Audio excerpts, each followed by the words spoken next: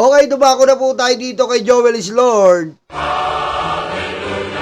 Tuwang-tuwa po ang Bini dito po kay Joel is Lord. Sino ba naman di matutuwa? Siyempre sa sobrang overacting. Aray ko. Sa sobrang overacting yan, sino ba naman hindi matutuwa? Aray ko. Pakinggan natin. Reload lang natin. President, hindi na po ito simpleng na. This is the nation's pride na. Sa harap po ng milyong-milyong manonood mula sa iba't ibang panig ng mundo, ipinakita ng Bini ang husay, disiplina at world-class artistry ng kabataang Pilipino. Pinatunayan nila na ang talentong Pilipino ay hindi lang pang-local kundi world-class. Hindi na kailangang mag-blink twice ang mundo para makita na kaya ng Pilipino makipagsabayan sa pinakamalalaking pangalan sa international music scene. Mr. President, Nakakahiya talaga si Joe. Naunawaan ko yung Bini, nakakatawa no? Siyempre natutuwa sila, putik. Yung magnanakaw pa yung nagpakilala sila. Nagpakilala pa sa kanila yung magnanakaw pa. Hindi na ito, ibig sabihin, hindi na ito simpleng magnanakaw na. Aray ko. Tama? hindi na po ito simpleng na. Hindi na to simpleng nanakaw mo.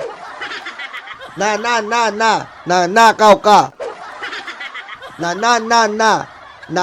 Nakaw ka. Aray ko.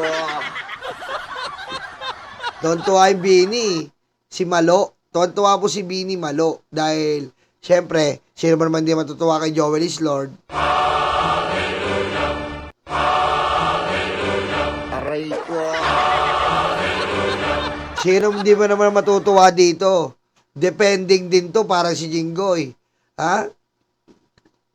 Depending corrupt leader. Depending corrupt senator pala. Diba? Dito magaling umarte. Dito magaling umarte talaga si Joel is Lord. Kailangan ba?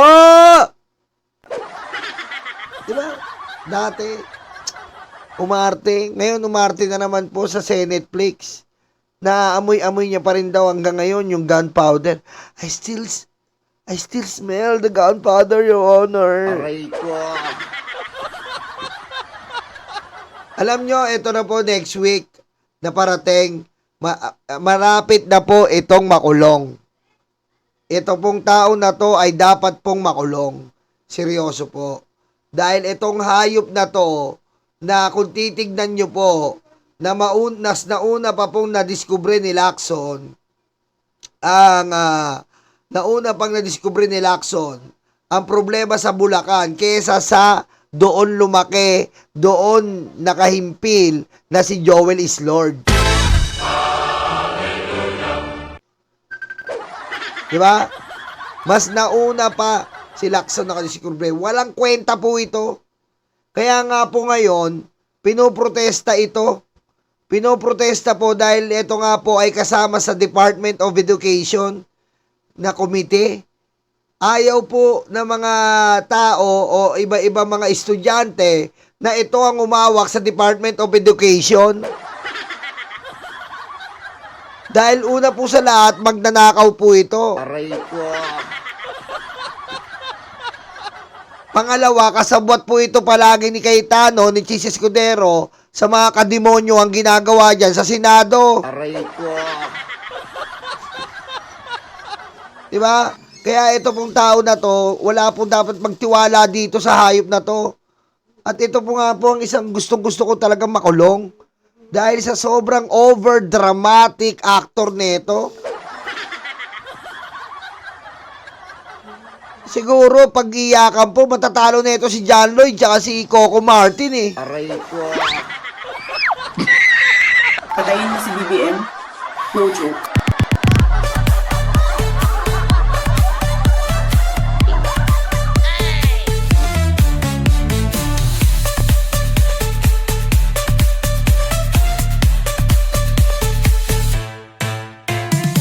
tindi po ng mukha netong hype na to. Pasensya na po kayo pero nakakagigil to eh. Ngayon, pipiling-piling siya yung majority floor leader. Tuwan-tuwa siya na balik sila sa mayorya. May hangganan yan tuwa nyo. Sa ginawa nyong kawalangyaan, para palabasin nyo na walang we're under attack, wala naman. Di kayo nahiya. Ibang klase po, no? Nagagawa pa nilang umarap sa taong bayan na ganyan ang ginawa nyo. Aray ko. Oh, pakinggan nyo po. Tignan nyo yung bini. This is the nation's pride na.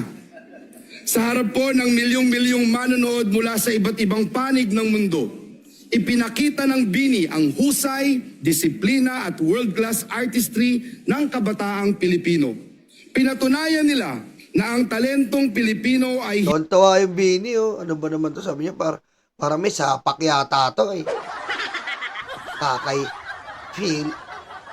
Feeling cleanliness. Aray ko. hindi lang pang-local kundi world-class. Hindi na kailangang mag-blink twice ang mundo para makita na kaya ng Pilipino makipagsabayan sa pinakamalalaking pangalan sa international music scene. Iba yan, no? Kakahiya, no? Ay, ewan ko po. Ano ba nangyari sa ating mga senador ngayon? Hindi ko alam. Aray ko.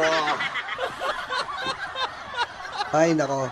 Ayan po, maraming salamat po. Palike na lang po ng video and kung ano po masabi nyo, comment down below na lang po. Salamat po.